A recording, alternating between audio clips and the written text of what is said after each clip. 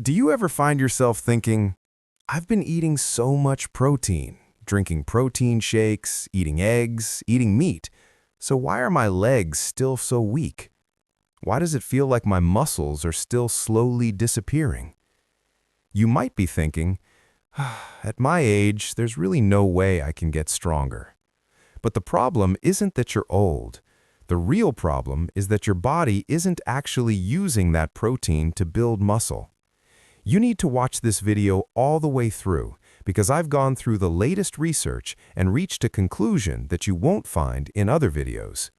What you're about to hear may overturn something you've believed for a long time. In the past few years, scientists have done a tremendous amount of research on protein and exercise, and they've arrived at 4 important conclusions. These 4 patterns have very different effects on muscle growth.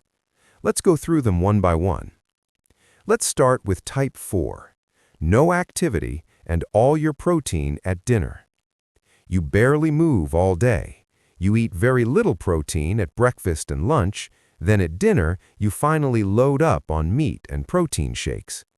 Studies show that this pattern, hardly moving and piling almost all your protein into dinner, most often leads to lower muscle mass, weaker strength, and worse walking ability. In studies that followed older adults over several years, people who were mostly inactive and ate almost all their protein at dinner were more likely to be classified as high risk for sarcopenia compared to those who spread their protein more evenly across meals and got enough overall.